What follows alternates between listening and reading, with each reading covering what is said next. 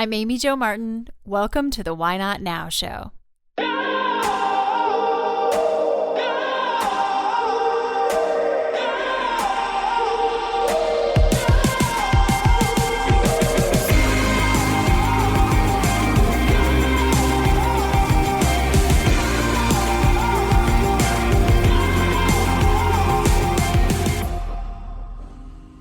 You know that thing you've been thinking about doing? Yeah, that one. Why not now? Have you ever actually taken the time to ask yourself, what's stopping me? Let's talk it through. This is your chance to give that idea the attention it deserves and take action.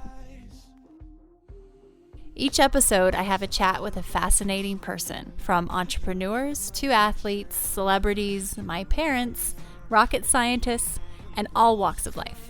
We talk through a critical time when they've asked themselves, why not now? We dissect that day or even that moment, step by step.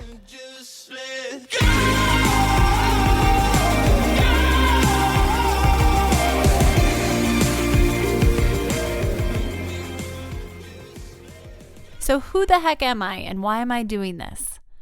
Well, I'm an entrepreneur, New York Times bestselling author, rookie researcher, and I'm simply a curious person. I've spent the last 15 years around professional why-notters. This show was created because I believe the world will be a better place if more of us start asking ourselves, why not now? And not just ask the question, but understand how to take action. And we're not talking kittens and unicorns here. You've already done the dreaming. Now it's time for the doing. I know it's not as easy as it sounds. That's why we're going to practice together. Why not now? Let's get after it.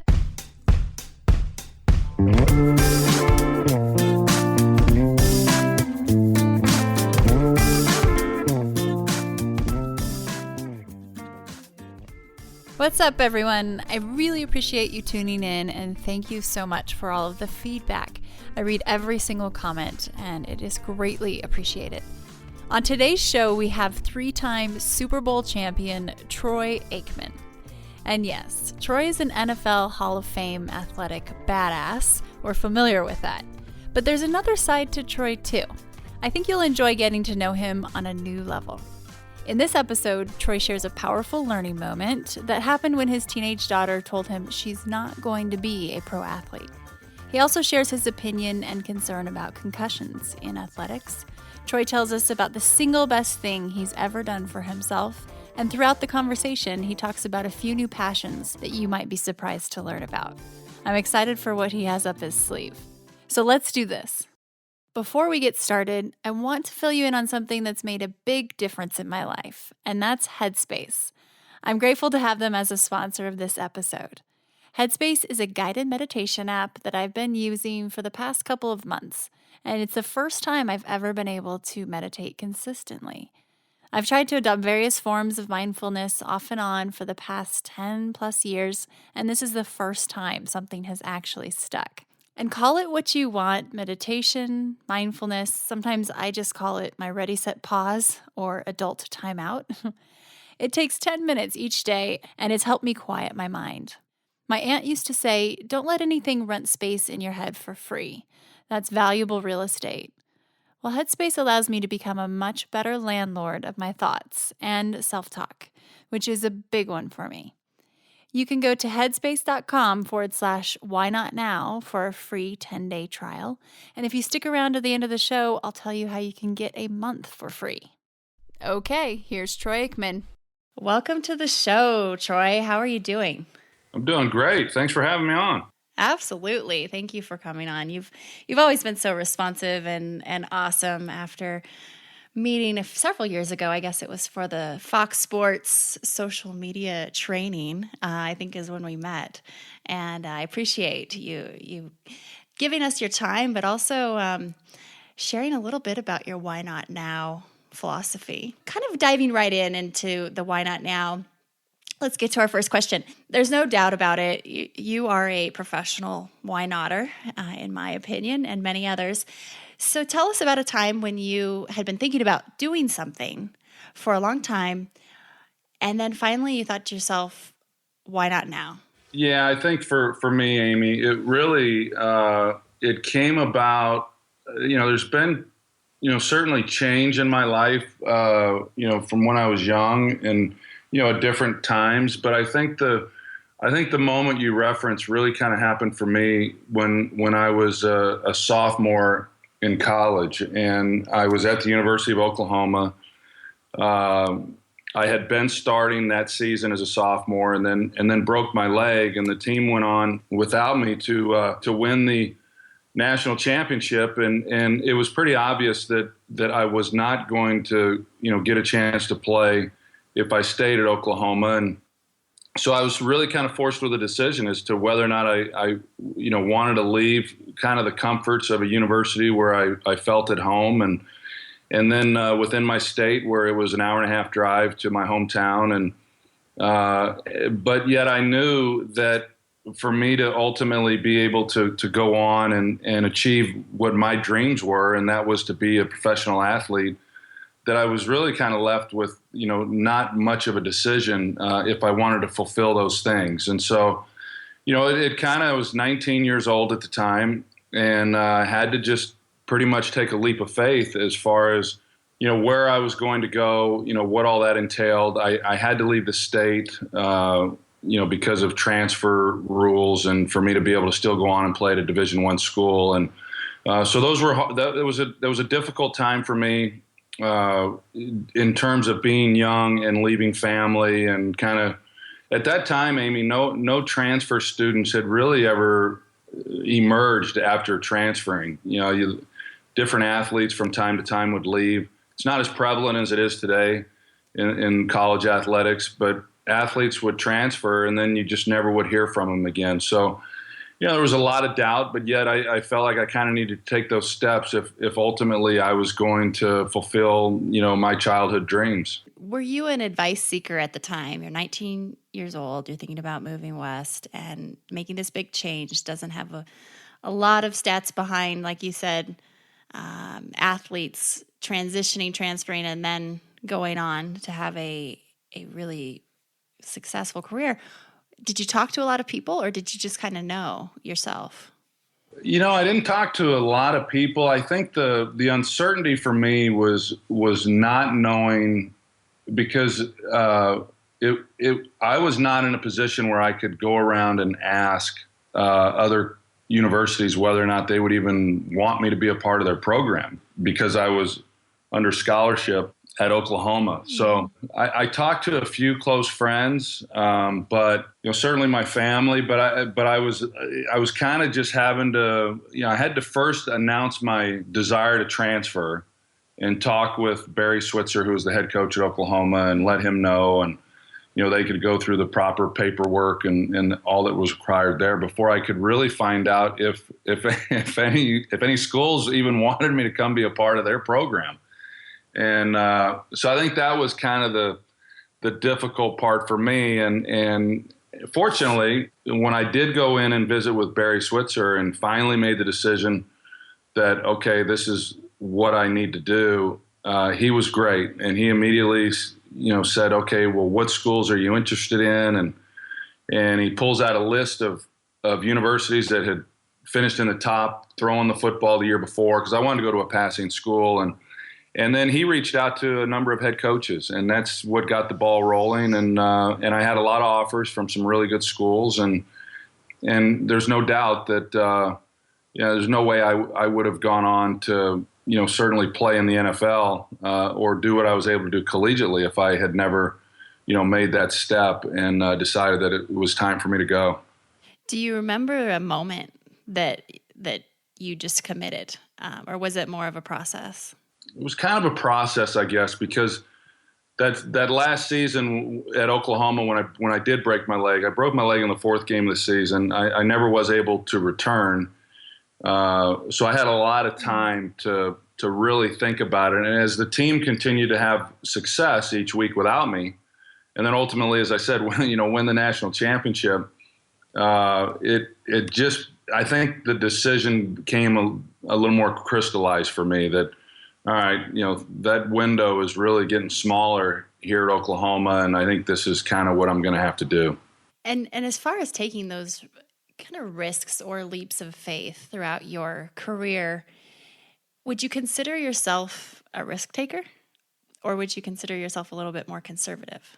I consider myself a little more conservative. I guess yeah, I like calculated risks. I guess it would be how I would kind of describe, my personality and outlook. But I guess if I had picked between one or the other, I would say conservative. I think I keep it a little closer to the vest, and that's really kind of how I go about my life. And changing gears just for a minute, first to kind of just touch on the text message I just sent you. So I sent Troy this photo of a Gatorade bottle and a wristband. And what was so funny this last weekend was I was with my cousin up here in South Dakota. She's 1 year younger than me, and we grew up together.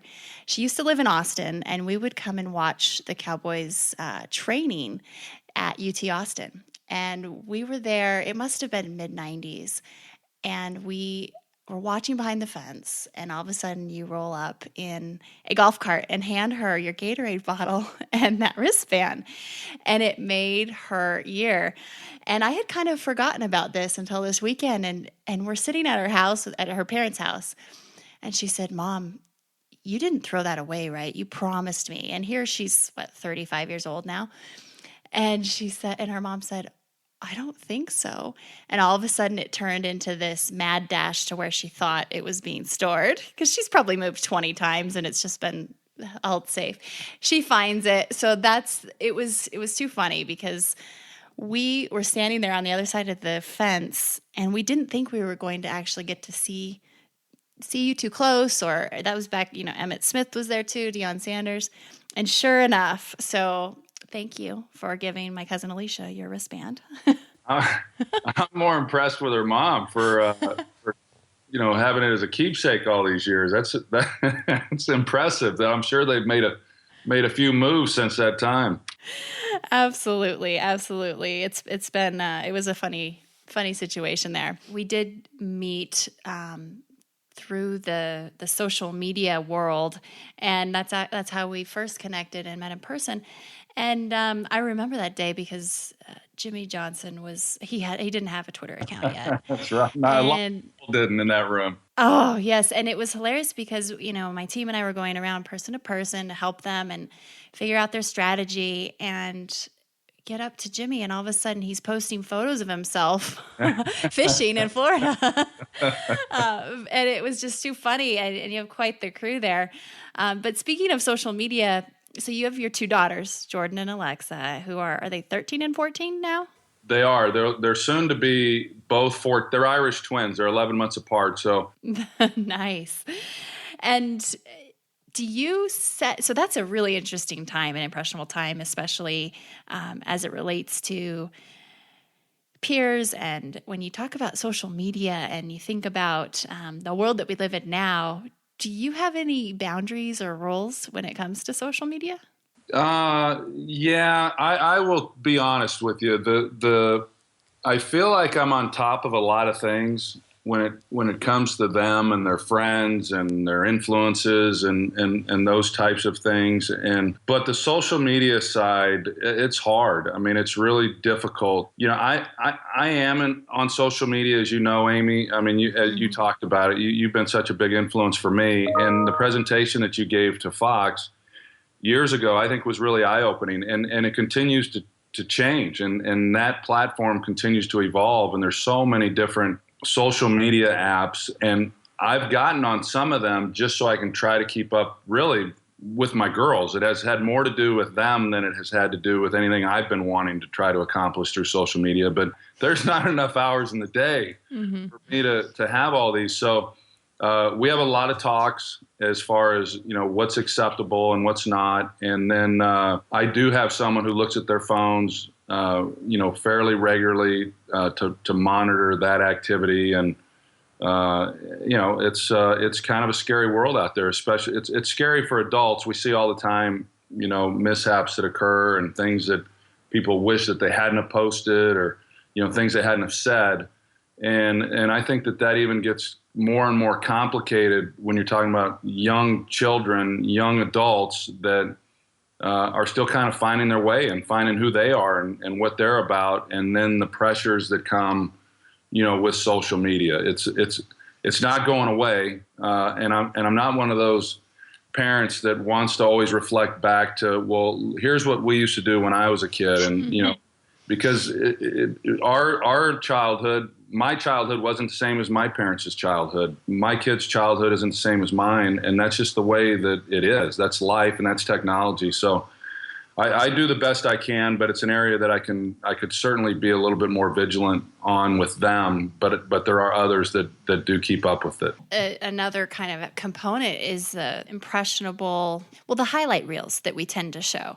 So, people are showing the best. And one of my big passions is helping younger girls with confidence. And as I look and analyze the situation we have with how influenced and how we tend to compare ourselves as human beings, let alone at that age.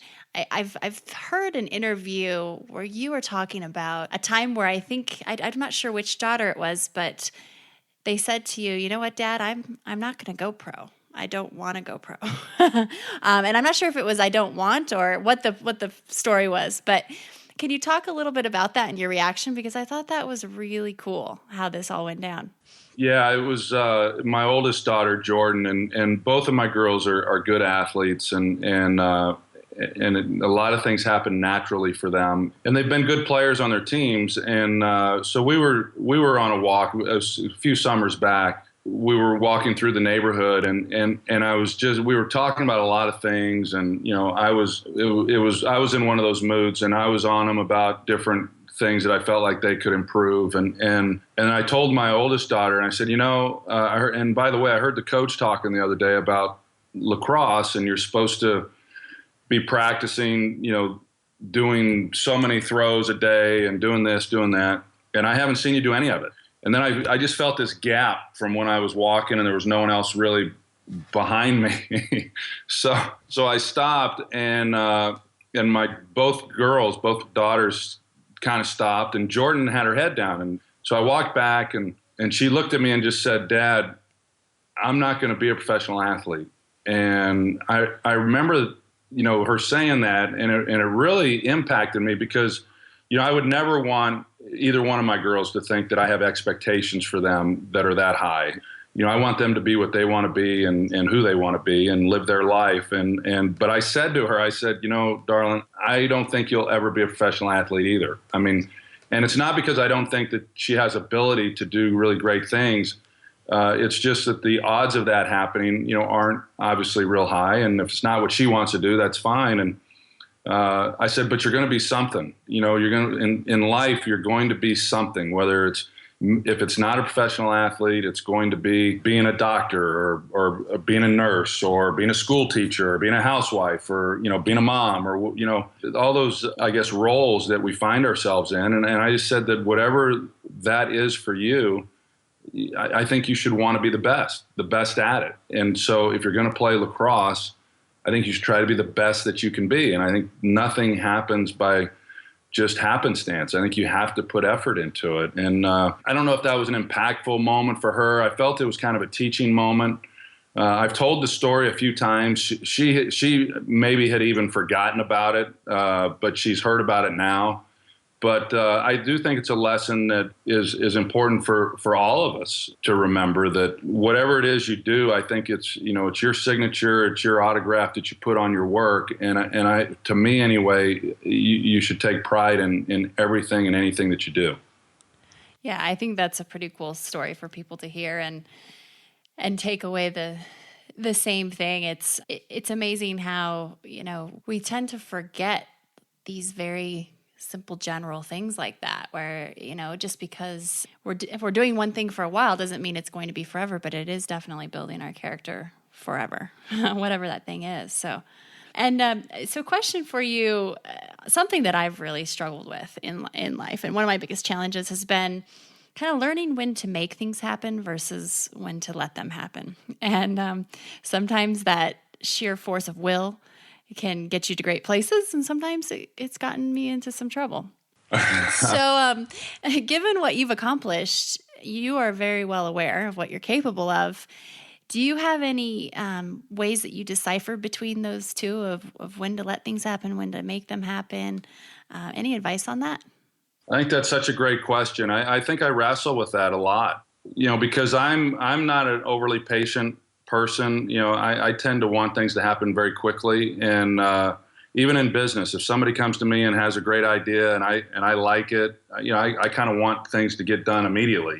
The one then said, okay, let's do it. And when are we going to get started? And as you know, I mean, it doesn't always happen that way. And I even think in my personal life, I probably speak for a lot of people who are listening to this, that, we tend to want things to happen, much sooner than they really do. And I began practicing, mindfulness meditation about 3 years ago. And I think it's been really great for me. And it's allowed me to kind of strike a balance, if you will, between being eager for things to occur right away and then just accepting things as they are. And I still am challenged by that notion, but not like I once was. So I really credit, my practice in mindfulness as much as anything. Not that not wanting things to kind of go a little bit quicker is necessarily a bad thing, but I've found real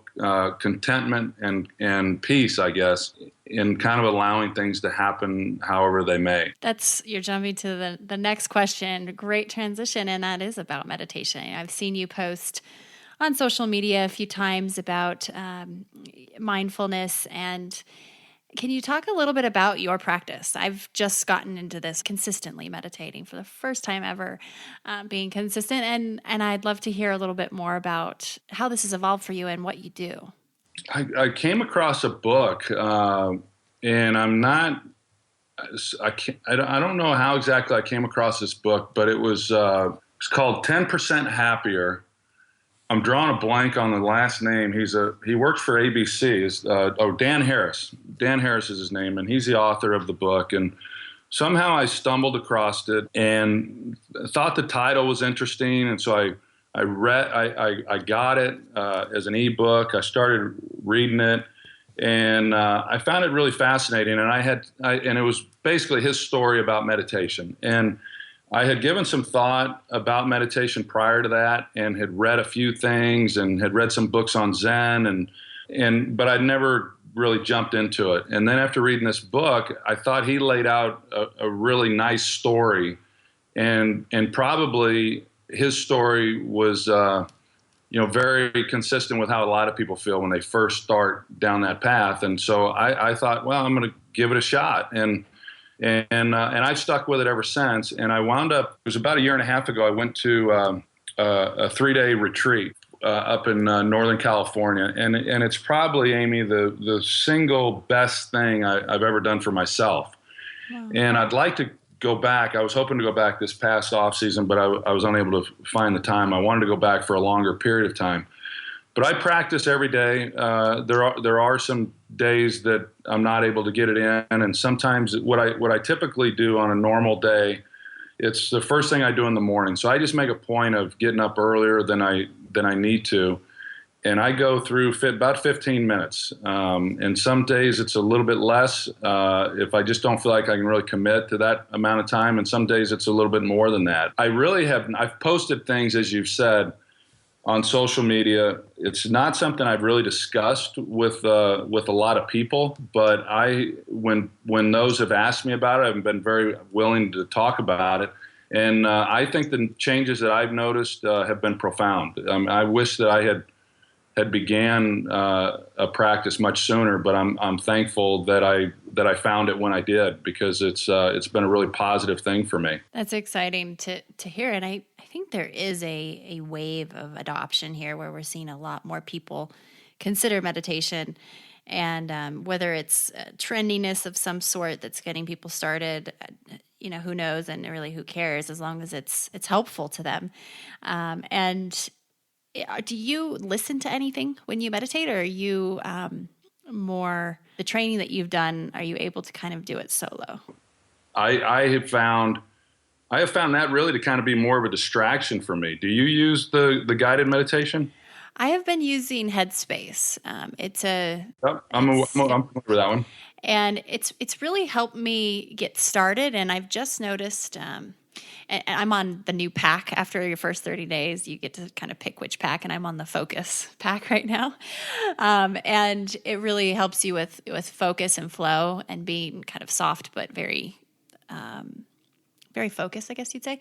And we're going through the chakra flow, and I really enjoy it. I definitely think it's what's helped me stick. I've been trying to do this for probably 10 years off and on, whether it's taking, a towel out to the backyard before even yoga mats were popular, and just sitting there with a cooking timer. And I just couldn't even get through 5 minutes because my mind would just wander, and I'm swatting away ideas and thoughts, and you feel like you're doing it wrong almost. So Right, it has helped me, and I can say that, historically I thought exercise, running, or, any kind of cardio was my meditation.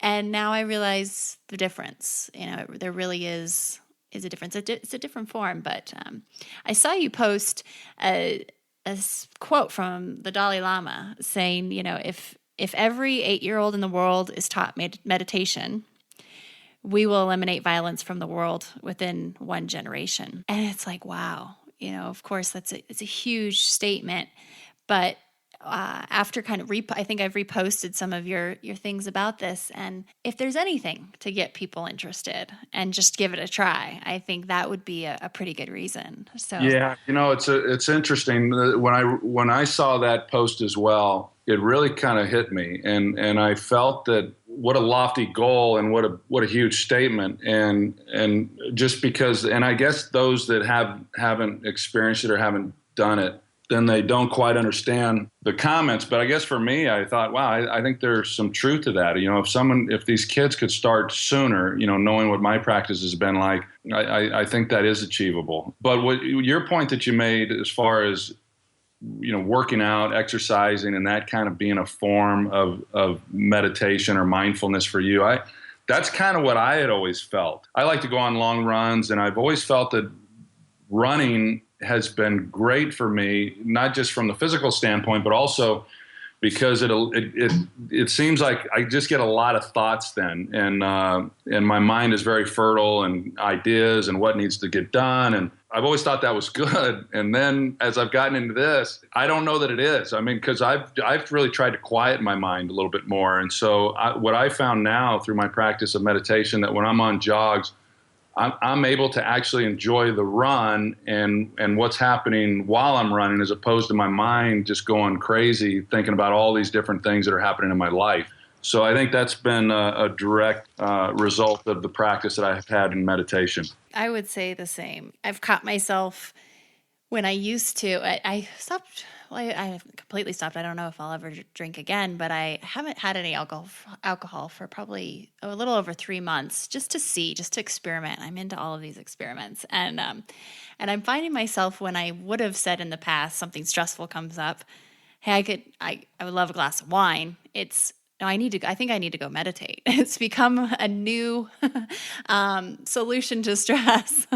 So I'm like, well, that's got to be a decent trade-off there. But it's a really cool, topic that I love hearing everyone's systems and everyone's different. So I appreciate you sharing that with us. And I can only imagine how powerful it could be for athletes and professional athletes. So there's a sports saying, and it's actually applicable in business too, and I've always loved this saying, that there's a difference between playing not to lose and playing to win.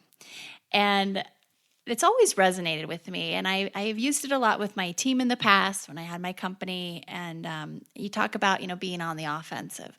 What does that saying mean to you, given what you've done, 3-time Super Bowl champ? What's that mean to you? What it means to me, I think, is like what you said. I think is taking the initiative to be successful instead of being guarded about against failure. It's having confidence that you're taking the right steps and doing the right things in order to win, and typically then that would mean being more aggressive as opposed to just sitting back and saying, okay, well, we're going to be conservative and not push things forward a little bit. And I think in a football analogy, because that's a comment that I've made, as far as, hey, are you playing to win or are you playing not to lose? And years ago, some of the listeners may remember this. The New England Patriots were playing the Indianapolis Colts. Peyton Manning was playing for the Colts at the time. The Patriots had a lead late in the game, and they had the ball. And it was 4th and 2, 4th and 1, and Bill Belichick backed up on his own side of the field. He went for it on 4th down and didn't make it. Peyton got the ball, took the team 30 yards, whatever it was, scored a touchdown, won the game. And Belichick got blistered by the press because it was unconventional. It went against everything that you would be told in coaching, that you would never go for it on your own side of the 50-yard line, especially against Peyton Manning, and not punt the ball on 4th down and make him go 80 yards or however long he had to go. And I thought when I saw it, I thought immediately it was the greatness of Bill Belichick, because he knew the only way he was going to win the game was to convert that on 4th down and run out the clock. And whether he gives him the ball on the 30-yard line or he gives Peyton the ball on, to where he has to go 80 yards, he didn't have confidence that he would be able to stop him and win the game, and that Peyton would eventually score and beat them. And so I thought, here's a guy who was willing to accept any criticism that he may take for not punting, and yet he went for it. So I never criticized him. I was one of maybe 3 people that didn't criticize him.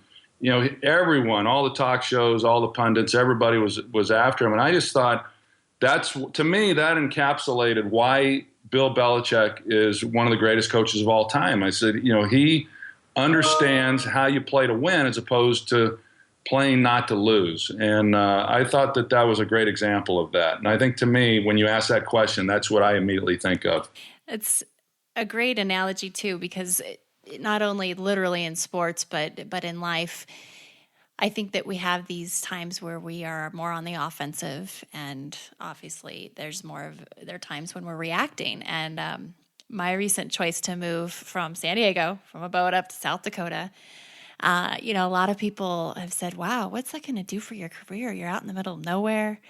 And isn't that kind of cutting yourself off? And I said, no, I feel like it's going on the offensive. Actually, there are a lot of things I want to build, a lot of things I want to create and write and learn. And I did hear someone actually who I greatly respect. His name is Chris Sacca, and he kind of did a similar thing. He moved to Montana for a while with his family and did something. And I think that we can isolate ourselves when we make those decisions, but that isn't always a bad thing, right? So it's kind of leading into the next why not now question. So many of the listeners are thinking about their own why not now question. And that can be really scary and spark, some vulnerability. When you went from playing in the NFL to covering the game, did you feel like in a way you had lost a bit of your identity, or do you have a need for reinventing yourself? And how did you approach that? I was really fortunate, Amy, that, I never imagined that I would do broadcasting when I was playing. And it wasn't until I retired in 2000, it wasn't until 98 when I went over to Europe and did some games that broadcasting then became an option. So when I retired and was given an opportunity to go into the broadcast booth and work for Fox, I was ready to be done playing. The last few years of my career were very frustrating for a number of reasons. And when I decided, okay, I'm not going to continue, then I think that was the first part that a lot of athletes have to get over, that, okay, they're ready to move on. I was ready. And I think that what helped make that transition for me was that I was able to still stay within the game in some capacity with the broadcasting. And it's really helped, and not a lot of people get that. So I'm asked a lot if I miss playing. And I always say my answer to that is always real simple. I say I don't miss playing. I feel like I played my last few years of my career. What I miss is I miss winning. I miss being in the big games. I miss what it feels like to be a champion. And so that part of it will never go away.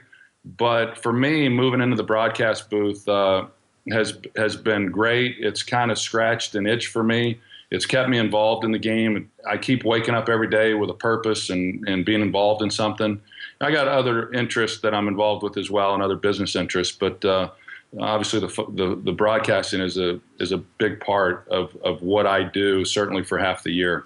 With that day, and I've heard some of your interviews. I think Sports Illustrated was one of them, where you talked through your literal day and kind of your approach to your work now. And you have a lot going on. I mean, obviously with your daughters, but also there's a lot of travel during season, and you're constantly studying, what you need to know for the next game. Any productivity tips? Well, I'm constantly trying to figure out how to get as much done, or how to streamline, I guess, my schedule. I'm pretty regimented in terms of what my day's like during the season, kind of how I need to go about it to get the things done that I need to get done, still have time for my girls and their events and things that they've got going at school. I don't know that I've got any really great tips other than, just kind of having a plan each day and what does that day look like? And that's the plan that I've really used since I retired, but it's also what I did when I was a player and trying to get as prepared as I could as an athlete, for the upcoming season. So being super intentional about time and thinking it through prior. And that's a pretty big one, even though it seems basic, but it's definitely big.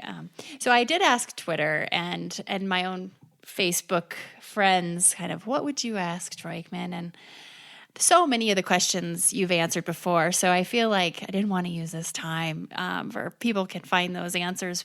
One of them, though, kept coming up, and I know you've answered this before.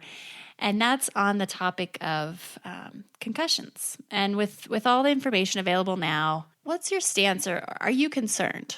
Well, me personally, am I concerned about my well-being? Both. I'd say and then also, for the current players. Yeah, for me, I would say, yes, I'm concerned only because of the stories that I read, just like everybody else. I know of some people who have had issues. I've read their stories and I hear them talking about it. Beyond that, I guess no, because fortunately for me, I've not had any of those symptoms. I've gone in and I've been tested, to find out if I'm having any cognitive issues, and I've tested out very well. I just I try to continue to have an active lifestyle and things that I think help in that regard. But what are the long-term damages going to be? I don't really know. So far, so good. But it is certainly a concern for our sport. Head injuries are a serious matter. It's not just in football. I think football has been targeted, but they say girls soccer actually has more concussions than any other sport, which certainly is my girls fortunately have not had concussions. They do both play soccer and other sports, but I think the game, at least as it relates to football, everyone's trying to do what they can to make it as safe as they can. But it's a violent game. It's big physical people who are running into each other, and with that is going to come injury. And as long as people are wearing helmets in football, there's going to be head injuries. And I do believe, though, that there will come a time, if we haven't already gotten there, that we'll look back and we'll be appalled that kids at 8, 9, 10 years old were playing tackle football. I think that's too early. I've played with guys who never played football until they got to high school and went on to become professional athletes. And I don't believe that you have to be hitting each other and wearing pads and helmets at young ages. And I think there'll come a time where it won't be allowed until at least junior high. Will that help? I think it's got to help. Would be my belief that as brains are developing and as bodies are developing, if you're not banging on each other, then that's got to be helpful. But Yeah, it's a concern. It's going to continue to be a concern. I don't know that there's any way around it, especially, as I said, as long as players are wearing helmets, because they're used as much as a weapon as they are for protection. Yeah, I think that's helpful though for parents to hear your thoughts on the transition from certain ages and kind of your opinion on that. So thank you for addressing that, and to kind of anchor the why not now topic and talking about the future. Is there something that you've been considering doing? Maybe something that people have no idea about, and maybe it's time for you to ask yourself, why not now? Have you been dragging your feet on anything? Or it could be small, it could be big, personal, professional. Anything that comes to mind? Yeah, there was one thing that I've always wanted to do, and I've still not done it, and that is I've always wanted to go to culinary school. Oh, And wow. yeah, I just always wanted to kind of learn how to cook, and I can grill and do those kinds of things, on the grill outside, like all guys can. But I thought, how cool would it be if you could really, cook and in the kitchen, and so it's something that I've always kind of wanted to do. I've looked into it. I've asked chefs that I'm friends with in Dallas as to what schools maybe they would recommend. It just has always seemed to be it's always seemed to be a little more complicated than what I've wanted it to be. So that would be one, and then the other thing that I've always had a passion for is photography. I guess my mom she was one of the first people back when we were kids to get a 35 millimeter camera, when they came out. And so I got a lot of pictures of when I was growing up that she put in scrapbooks and all. And I think her interest in photography kind of sparked the interest in me. And I've always had it. And I've always fancied myself as this photographer or someone who has a photographer's eye, but I don't understand the camera like I'd like to. And so I went over to Africa. You probably saw some of those pictures Yeah. I posted, and Amazing, by the way. it was awesome, and it really made me want to get more and more involved in photography, to where I really understand lighting and the settings, and where I don't just put it on automatic and take a picture, that I can actually control what the picture looks like. And so I started following these photographers on Instagram and asking some questions and all. And so now my thing is, I still ultimately, I think, want to do culinary school, but right now I think that my bigger interest lies in wanting to become a better photographer and going to photography classes, because I think when my kids go to college, which will be here before I know it, in about 5 years, my youngest will be gone. I think that will be something I'd really enjoy doing in the off season when they're no longer around. And I think I'd love to travel around and use that to just, kind of broaden what I'm doing within photography. So I guess those are the two things that I'm wanting to do, and trying to find the right way to go about getting there. And with the culinary and I guess photography, schooling lessons, what do you think has kept you from actually diving into taking that culinary lesson? Is it just time, or is there a component where you flip over to, okay, I'm signing up for this? And talk us through that kind of why not now part of the process, going from I've always wanted to do this to I'm actually doing it. And it sounds like you've started to do that with photography. Started to do it a little bit. Yeah, I think the biggest deterrent for me is always time. My schedule during the football season, between preparing for a broadcast and then traveling on the weekend, and then my obligations with my girls, there's not time for really much of anything else. And so that's always kept me kind of out of the game, if you will, for 7 months out of the year. And then when I have the off season, obviously they still have the girls' schedules and events and what they need, but there is more time for me.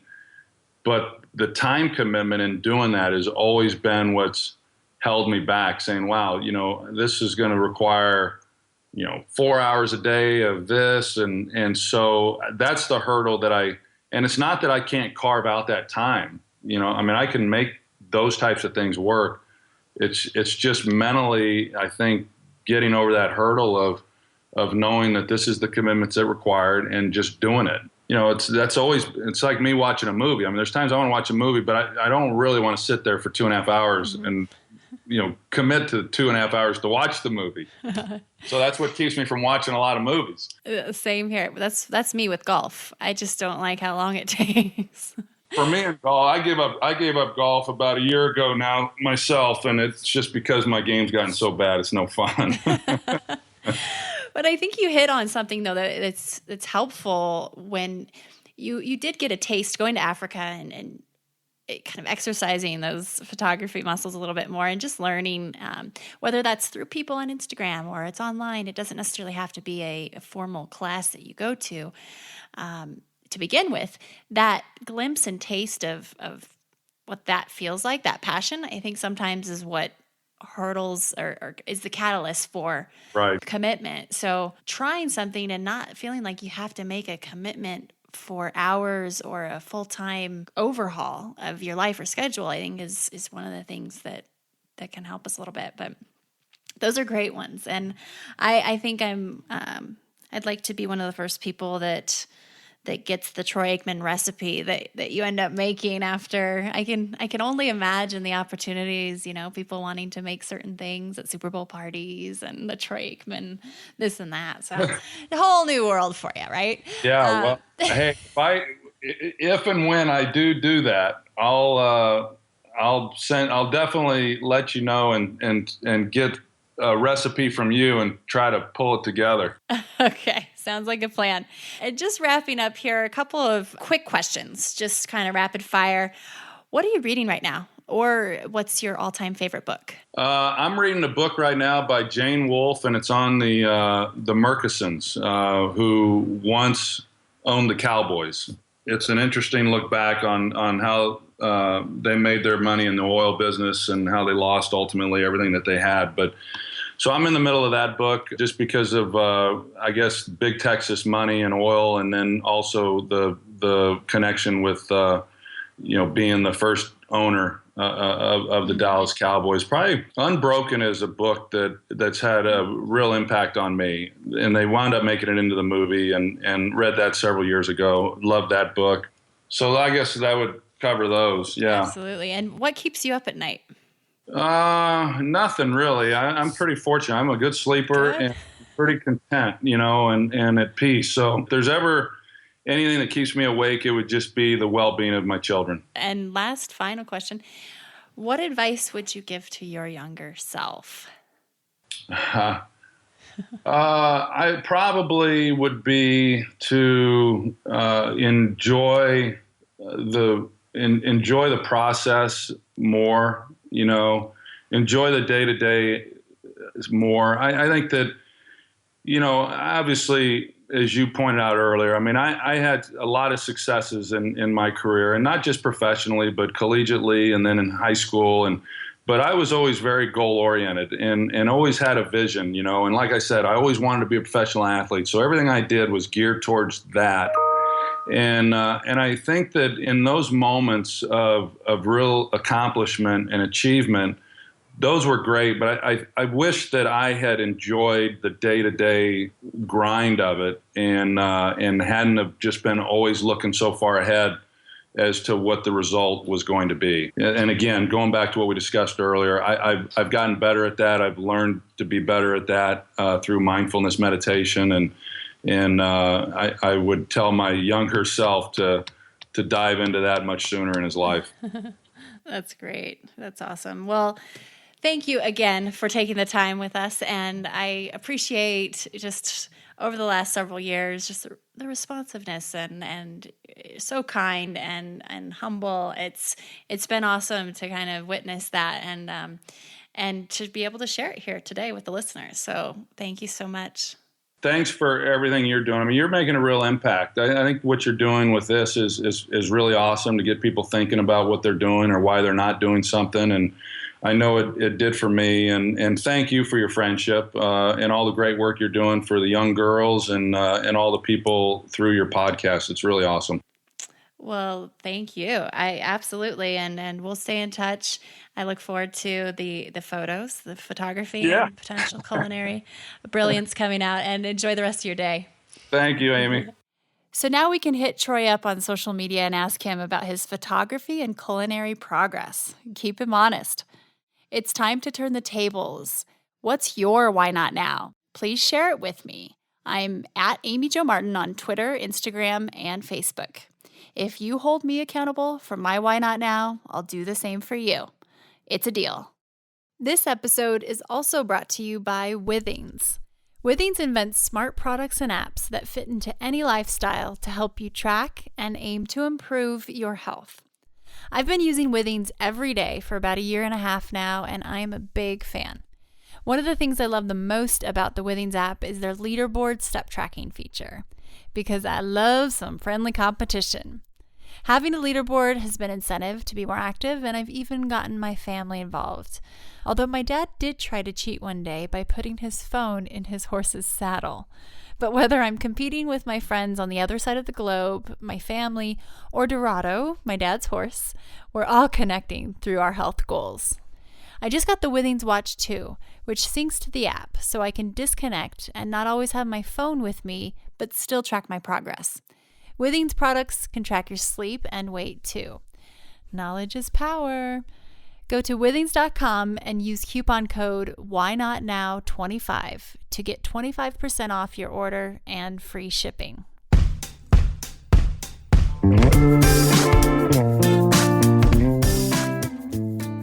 Hey, Why Notters! Isn't Troy a cool guy? Such a great conversation. We're a couple of episodes in. I want to thank you for listening and for your comments, responses, and reviews. This show is my Why Not Now moment, and the feedback loop is extremely important.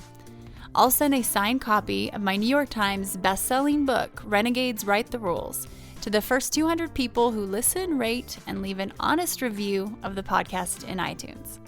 Once you've left a rating and review on iTunes, just email your iTunes handle name and your mailing address to whynotnow@amyjomartin.com, and we'll get your package in the mail to you. For detailed show notes, head to amyjomartin.com/whynotnow.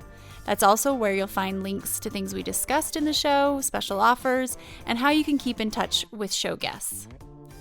As always, I'm Amy Jo Martin on Twitter, Instagram, and Facebook. And let me know what you think of the music. It's my jam. Well, not my jam, but you know what I mean. Hat tip to my buddies Ash and Devin at Rock Salt Music for our tunes today.